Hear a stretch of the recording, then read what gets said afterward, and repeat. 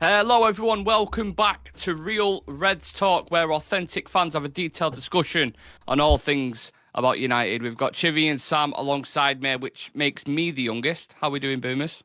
You good, Chivy? Yeah, all good. All good. All good, you sure?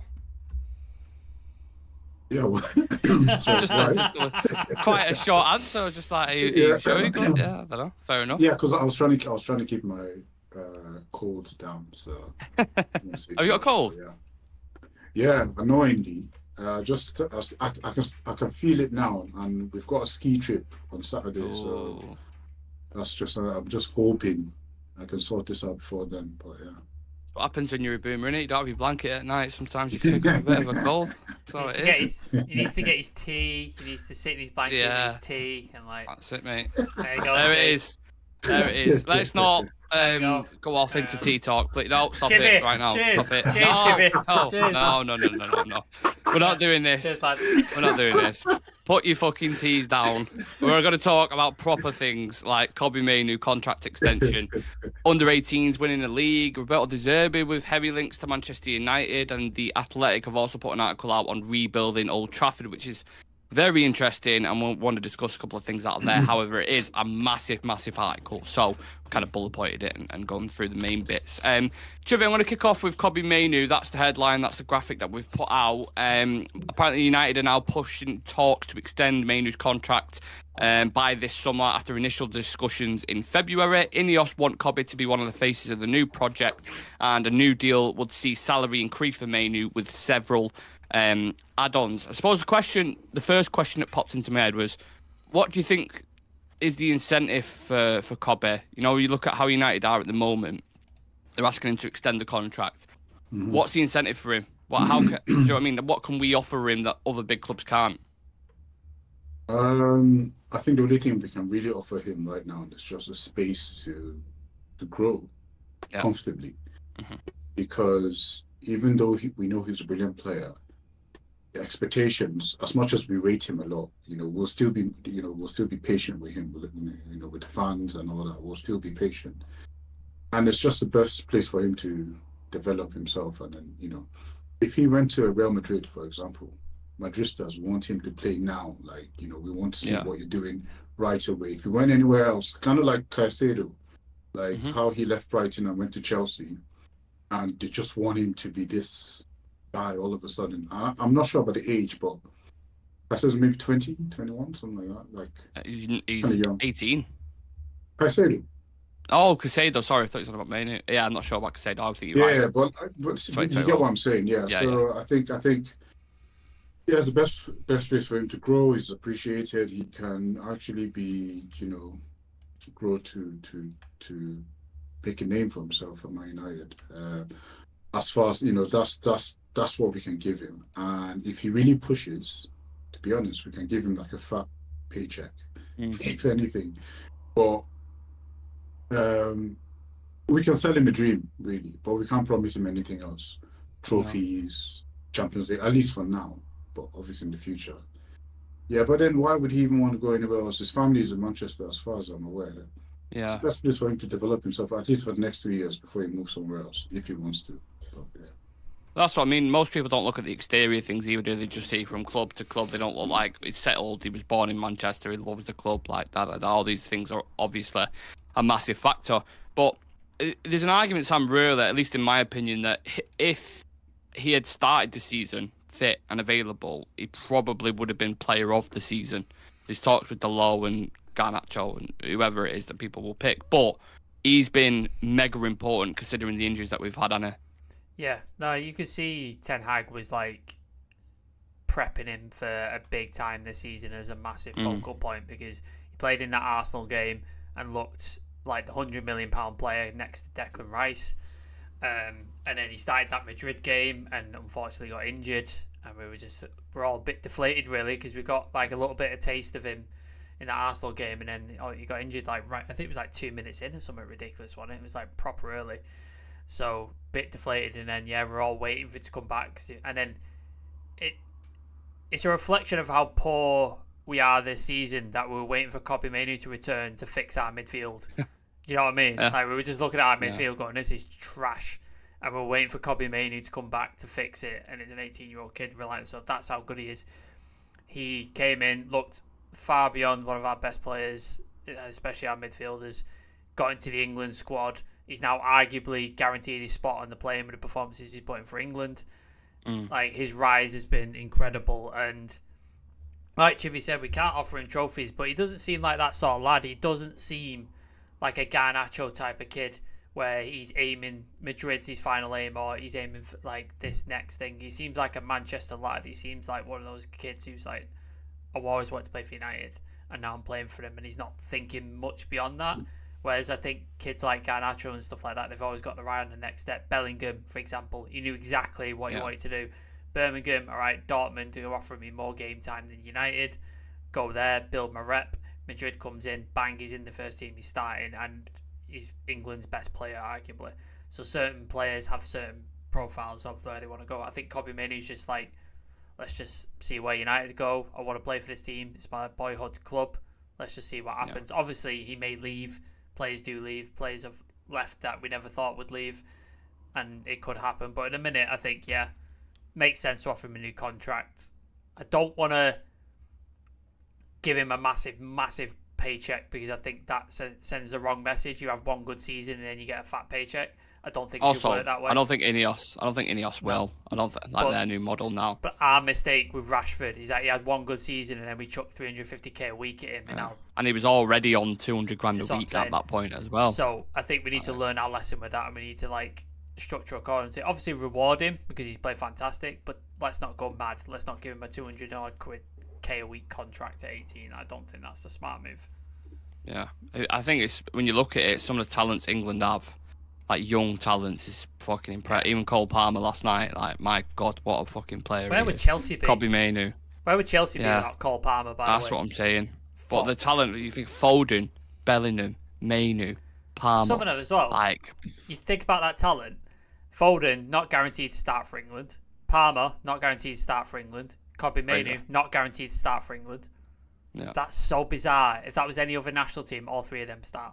They get in any team, really, any national team, and the way they're playing at the moment. But regardless, lads, and Chivy, are like, it's mega important if Ineos want a project going forward and they're looking at the future. Players like Mainoo, Garnacho, Højlund, even maybe a couple more, are going to be pivotal to what they want to do in the next kind of 5 to 10 years, aren't they?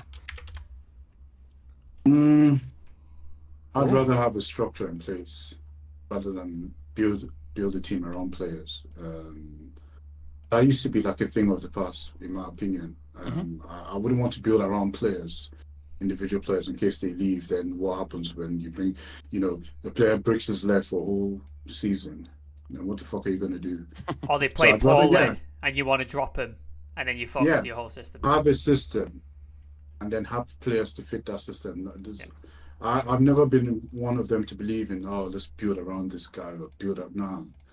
No, have a system that works so that when he's not there, another player fits in that, another player of the similar profile fits in and can carry on from there, not just relying on this. But as far as like youth, talent, yes, 100%. Yeah. That's what we want. We want like Garnacho coming through, who's already come through.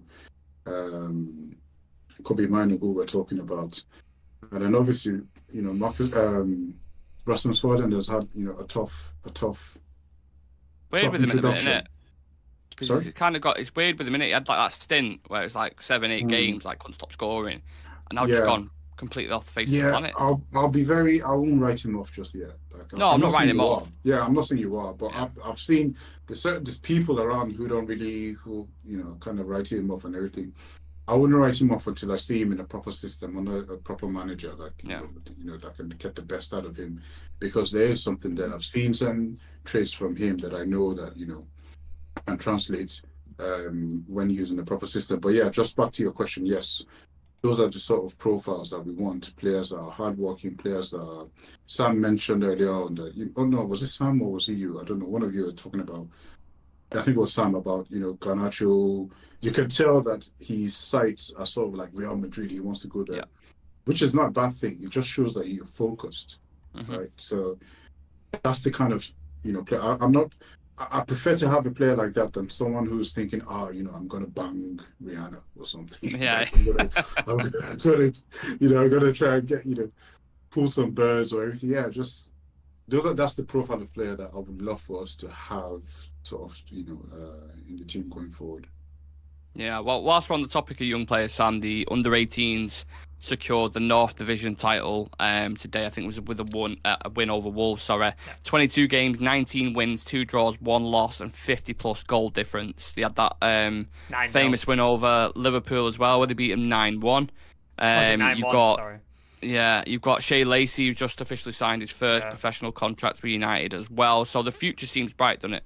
Yeah, no, there's some good players in that thing, and they look, like Chivy said it many a time, they look arrogant almost. They look like they have no fear of anything. And you've seen they've come into the team. You've seen Kobbie Mainoo come to the team, duck to water, not a fucking problem.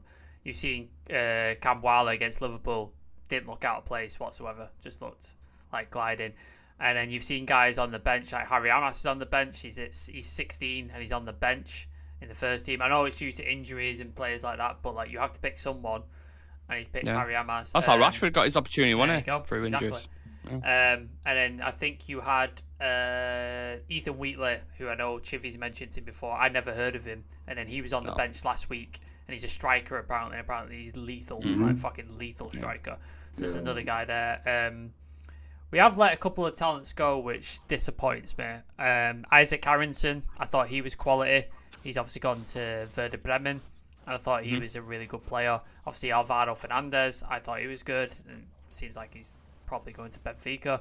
So there's a lot of talent where they slipped through our fingers a little bit. But then this crop of young 18-year-olds seem really, really good. I'm excited, man, to see what happens in the future. And hopefully they sort of then now feed into the under-21s. And then maybe feature some little spots in the first team next season. It'd be great to see. But yeah, there's lots of exciting talent coming through, and I'm happy for all of them, man. They deserve it and absolutely smashed it. It's probably the only team we could sort of get behind who's a trophy-winning team and actually do well at the minute for United, because all the rest of them are fucking shite. Yeah, it's not a bad thing though, I suppose. Do you think it was when? Can I add something? Yeah, go for it. Something? Yeah. What I really find interesting is that we are having a lot of under-18s training with the senior team and not the under-21s. You've got quite a few under-21 players still there. Some have gone on loan, but most of the people training with the team is like the under-18. So you had Harry Amas, you had Ethan Whitley, Scanlon has trained with them before, James Scanlon. Ogbiene, right back as well. Ogbiene, yeah. And Toby Collier. Toby Collier, him as well. Yeah. Toby, is he Nigerian? Toby's the under-21. Under 21s, yeah. Okay. Toby's under 21s, yeah. And then there's one more player I can't remember. He was literally, I was just about to say his name, but it's kind of slipped. But yeah, I just find it very impressive. Oh yeah, Darren Fletcher's 2 sons. Oh yeah, twins, aren't they? Jack, right? Jack, and I think Tyler's the other one, but Jack is the better one of the two. Yeah, and he's making a name for himself as well. So it's really exciting just to see them, and apparently the under 16s as well are like they're a completely different animal. So yeah, exciting times ahead, man. Yeah, absolutely. Do you think it's one? I get a question to both of you. Do you think it's when Ineos were looking at this project that they wanted to do to take over, and obviously they're looking at the financial side of things and they're looking at the restructure of the club. But do you think one of the main factors as well was that they looked at the academy and they looked at the potential and the talent that's coming through, and they thought if that can be nurtured in the right way, then we could be onto something if we get the right senior players in and stuff. Maybe that was a factor. Do you think? We've seen it. We've seen across the world. Teams are investing more in their academy, in their training facilities and stuff like that. They want to produce more talent in-house, because not only is it financial sense, because it don't cost you any money to buy these players, but you can groom them from a very young age into the profile of player that you want them to be, in the style that you want them to play, and you don't have to worry about them gelling with the first team and stuff like that. That word, that groom, I don't know. Oh, sorry, yeah, it's the wrong word, isn't it? Probably the wrong word. Strike that word.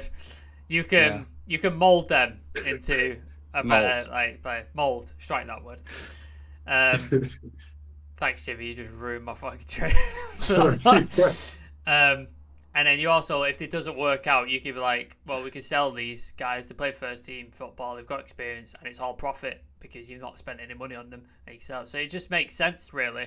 And I think United has got that history as well of like, we've had an academy player in the first team since 1938, I want to say. I think it's that. So we've got a proud history of that. So I think we have to continue that and invest more in that. And if Ineos want to do that, I think that's great. I always prefer one of our own getting an opportunity rather than spending 80 million on a guy who may or may not work. It's always more fun to see like one of our own get a first team opportunity. We always get excited. You see a young guy in the bench, like, oh, who's this kid? It's like, is he going to get on? It's always better, man. It's always better.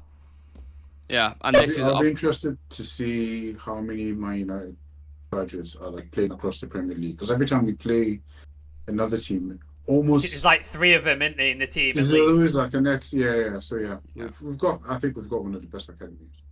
Yeah, it's nice to see. It's one thing that we can hold on to because the rest of it's going to shit in a minute. But it is one part of Ineos's project. Of course, there's many other parts, moving parts currently at the moment. And that's what the Athletics article was about, rebuilding Old Trafford, what the locals and the residents think around the area. Plans for redevelopment include up to 5,000 new homes and improved infrastructure. There's discussions going about funding. Owners having different opinions on redevelopment plans. A lot of stuff involved in it about local residents. There's some concerns about noise pollution, lack of communication. Club owns significant property around Old Trafford, which then influences redevelopment options. And then these local residents and business desire more consultation and involvement in redevelopment plans. So there's a lot of structure, a lot of technical terms around it. It was a very detailed article, which was just kind of some bits went over my head. It melted my head. I was reading it and my head was just going, oh, God. It's very detailed, which fair play to, the journalist. Was it Critchley and someone else who wrote it? Dan Sheldon as well, I think. Yeah. But what I wanted to ask is, how do you think this proposed redevelopment of Old Trafford, how do you think it's going to impact around the area? What do you kind of foresee what's going to go on, or do you have any ideas in yourself? Or I think we've spoken about it, haven't we, many times about that area and how there's fuck all to do there. Like, if you're a United fan, like, we've been there many times. Nick Chivy's been there. Like, if you've not been there, like, if you're watching this channel and you've not been there, there's nothing. There's fucking nothing. Like, you get there, there's literally hotel football, which is where everybody goes because there's nothing else. And then there's the stadium, which in itself is falling apart. There's nowhere to really congregate or hang out. The beer shit, the food shit, the toilets explode, concrete's falling on your head. There's no space for you. Like it's fucking awful. And and then all you do is, like, normally what you do is you get there about 5 minutes before kickoff, so you don't have to spend any fucking time in there. Or you go to hotel football. That's your 2 choices, because otherwise it's a fucking misery. So you just think about all that land that they've got around it and all that space. You think you could put so much there. Restaurants, arcades. You could even put like a box park there. So when like the Euros are on, it's an away game. You can put people who go there, spend money. You're earning money, like, and churning over in sort of investment back into the community. You could put shops there. You could put another hotel. Like there's so much shit you could put there, and make it a destination for football fans. Because at the minute it's literally just a piece of pitch where people go and watch United, and that's it. As you go across the city, and there's like, they've got an arena now, they've got a youth stadium, they've got a store, they've got a box park, they've got fan tunnel club, all this other shit. We could do all of that. We're the biggest club in the world, and we're just not making any use of it whatsoever. And yes, it's going to cost a lot of money, but the money you're going to get back from it, you'll get it back tenfold so quickly because there's so much potential there. So, I mean, take your pick, whatever you want to do. I understand you have to consult with the people who live there and residents and blah blah blah. Like, it's all prim and proper, but I think the potential is massive there, absolutely massive. Beyond just a brand new stadium, everything else around it could be huge. It's so bizarre, isn't it, Chivy, how the Glazers haven't looked at this once and looked at the area and also looked at the other side of Manchester and seen what they're doing there, and even just kind of copied it. Like, they could have quite literally copied and pasted what City had done, and it would have been successful just because of how big United is. What are your thoughts on it? Because I know obviously you're from York, but you have been to Old Trafford a fair few times. What's your experience as a fan going? slightly different from you guys. So like it's big, and I say that because obviously you're from Manchester. You've been going to Old Trafford like all your life. I grew up in Nigeria, and Old Trafford was like Disneyland, basically. Like this is how it is in my head. Like so That's how Woodward described it to Klopp, at least, anyway. I'm sure, yeah. So it's like this. It's like this fancy land is basically in another. It's almost like a heaven that you can actually at some point you can get to. That's interesting hearing it from that side. Yeah. It's something else. Like and then sometimes when I think about all the places that I used to watch football, like I'd watch it at home, or before we even got the rights, because we didn't even have Sky, like when I was growing up, because Nigeria had totally different channels. I'd have to go to a bar to watch it. I was too young to get in the bar. I'd go here, I'd go there. Then there's places where in like a slum basically, and then people have TVs, and then you pay like, I don't know, 5 pence to get in a crowded place, but it's the best thing ever because it's you and like, I don't know, 100 dudes, everyone, And then from there, I remember the first time I went to Old Trafford, I was like, fuck, this is like all the same. This is finally them here. So for me, it's completely different. I understand when people talk about like it's leaking and it's this and it's that and everything. Yeah. But for me, it's a whole different experience. Like, and I never get used to it. I never do. Every time, like Sam was saying, he gets there 5 minutes early. I go there half an hour early, sit down and just soak it in. Can I just, I don't want to interrupt your experience, but as soon as it kicks off, all that shit I mentioned, I forget it. Like it all goes. Yeah, of course. Once the ball kicks off, I'm just, this is amazing. I'm sat watching my team. Dialed in. Yeah. Everything else goes away and you forget about it. But I'm just talking about the sort of match build up. Yeah, no, of course. I'm just saying like the way Old Trafford is. So for me, it's a completely different experience. Like, and I wasn't in this country when Ronaldo was here initially. When I used to like him, and so when he came back for the second thing, and then I went there a few times, and then he scored at Chelsea, and I was right there, like Stratford End. Game as well. Yeah. You were there. Yeah, so scored in Stratford End and everything. I was like, okay, fine, I can die now. Like Ronaldo has scored Stratford End right in front of me, like literally, like So it's a whole different experience for people like me.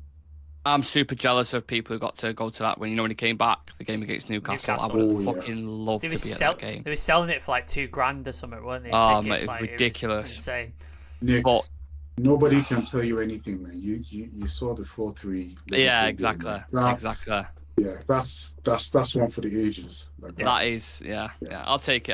That's what I mean. You can't see every game, can you? I suppose, but it's just jealous because of that was one on the bucket list I definitely wanted to go and see. But I think, look, if they make improvements around the area, Wharfside, Keys, wherever it is, there's so much potential there, like you rightfully say, Sam. They could just make shitloads of money, and that is they'll put it out there that that's not their intent, or that we want to do it for the community. It is really, they're going to make a lot of money out of it regardless, but also the community will benefit from it as well. Like you said, myself 5-10 minutes down the road from Old Trafford. I'm excited to see what they do around there. It's going to take years, it's going to take a bit of time, but I'm interested to see what happens, man. I can't wait just to get to the summer, to stop talking about football and start talking about the future and see what plans they put in place, and honestly, you know what I mean? Because I'm done with the season now. Yeah, I was thinking earlier on, I was like, thank God for UFC 300 at the weekend. Like, I was just like, because I went through the weekend not even thinking about football. I was just like UFC. I was like, just what a brilliant distraction. I was like, I wish we could have UFC every weekend. See, I wouldn't have to bother. I had it, Chivy. I had WrestleMania over 2 nights. I know you're not into wrestling, so I was like, that's a lovely distraction. Don't have to pay attention. I can watch WrestleMania Saturday, Sunday, and then UFC. I was just like, perfect. Fuck this team off, and I can watch this instead. Yeah. Well, at least we have a champion from Manchester in Tom Aspinall, who's in the UFC, so we've got someone who's winning on a consistent basis, which is nice. Speaking of winning, the last topic I wanted to discuss, we've got about 5-6 minutes left of the show. Robert De Zerbi has been... Roberto De Zerbi. I know. He's changed his name. Roberto De Zerbi has been linked to the United job. Ten Hag, lack of winning, lack of style at the moment, completely throwing everybody off. I've already said my piece on the manager situation, lads. What are your thoughts on him? I know, again, Chivy, we've spoken about managers in depth, but the fact he's been heavily linked does it wash with you? Zerbi, is that a name that again I does don't it? know.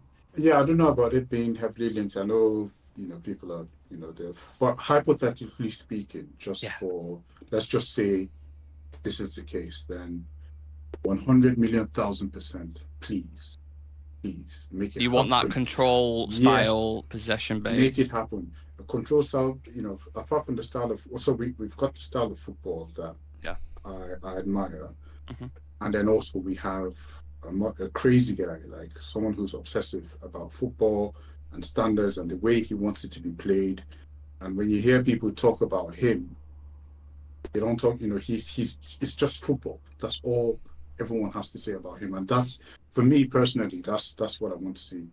And I remember when Kevin Prince said something about him wanting to leave. Yeah. And Roberto was, well, then go. And when we see you, we'll beat you. Yeah. And then they beat him. So it's like, he's not hanging about, like, you want to stay or you want to go. Like, that's it. He's obsessive as well, which is a trait you see in a lot of managers, winning managers at least, anyway, which I like. Lewis Stunk, didn't he? He said they get drilled into them so much about positioning and where they need to be that you could put him blindfolded anywhere on the pitch, take the blindfold off, and he knew exactly what he had to do, depending on where he was on the pitch. Just one more thing. So, what's that defender's name? Is it Webster? Webster. Yeah. Adam Webster. Yeah. Was Adam Webster? At Brighton. Brighton. Yeah. And then there was another guy, Colville. Yeah, Levi. Levi Colville. Yeah. He's gone back to Chelsea. He's gone to Chelsea. Yeah, he's gone. Well, he was from Chelsea. He's injured. He got injured at Chelsea, but he was playing. Even when he plays, you understand? So this is a guy that gets the best out of players. Like the way everyone was. I used to see Levi Colville as, all right, he's one of the next, and he's gone back to Chelsea. I'm not saying he's not good, but then when you have a manager that makes you look really, really good because the style of football brings out your strong points or brings out the best in you. That's what I want to see. So I just wanted to add that on there. So 1,000,000%, please. If this is what we're hearing, I'll take it. It's better than Southgate or Potter. Just to play devil's advocate, Sam, because we have to balance the kind of discussion out. You look at someone like a Mikel Arteta, for example, who I know you're both huge fans of. Spent 700 million euros at Arsenal, finished 8th in his first season, 8th again, 6th. Bottled the league last season. Looks like they're going to bottle it this season. Does managers in this era... just cross your fingers. Does a manager in this era, the way football is at the moment, does he deserve more patience? And if the style of play was different with Ten Hag, would you have a different perspective? Does he deserve more patience? If you thinking logically, probably. But I think in modern football, you don't often get it. Like, you don't. And especially at Manchester United. Like, Manchester United is such a pressure cooker. I know Liverpool, we're a big team. Arsenal, a big team. Man United's a different beast, man. It's a different fucking beast. This is a club that takes managers who were quality on players who were quality and spits them out like they were fuck all. Like, it just doesn't... You have to be the best of the best of the best, or you have to be incredibly bulletproof to come into Manchester United and survive. Like, it doesn't play about. So, I think, had he shown anything or shown something of like, this is what he wants to do and this is what he's trying to do, I think people will be a lot more forgiving and be like, look, we're shy, we're losing, but look, he's trying something. Look, you can see it, and he's trying to do something. But this season... Sorry to interrupt you, Sam. Yeah. Wasn't there a coach who brought in journalists to show them the tactics?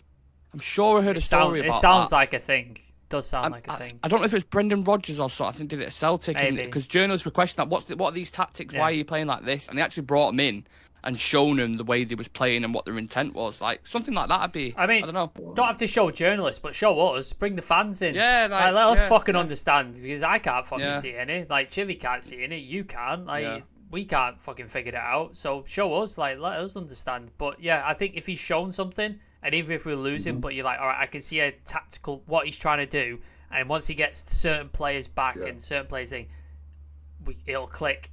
But I'm not seeing any of that at the minute. I'm just not. And then that's what's great in me. And I'm not Ten Hag out, but I'm also not Ten Hag in. I'm not saying back this guy completely because I'm not seeing enough. I'm just saying I'm not Ten Hag out because I'm the lack of options at the minute is thing. Like, I know De Zerbi is very, very well thought of, and I like what he's done with Brighton, but Man United is a massive job, man. It's a huge job, so he has to be up to it. So if we get him and then he doesn't work after 2-3 years, and then we have to get rid of him and we rinse it, do you know what I mean? It just goes on and on and on, and it's just like, we have to get, if we get rid of Ten Hag, we have to get the next one right. It has to get right. It has to be right.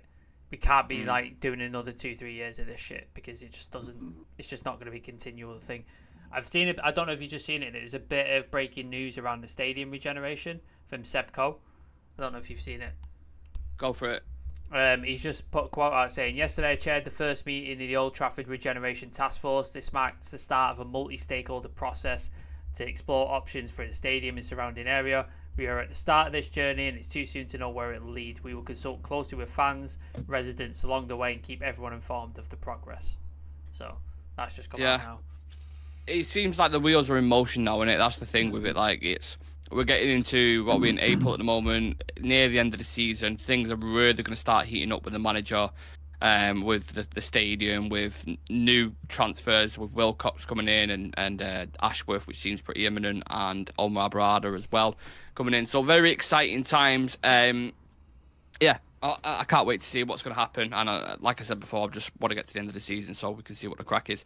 Thank you to Chivy and Sam for coming on. Sorry it's a short show tonight, but we'll have more tomorrow. There's 2 shows again tomorrow. So as always, stay locked in. Turn on that notification bell on YouTube. Hit that subscribe button. Smash a like on the video. And make sure you drop us a follow on all socials. We'll see you guys in the next one. Take it easy.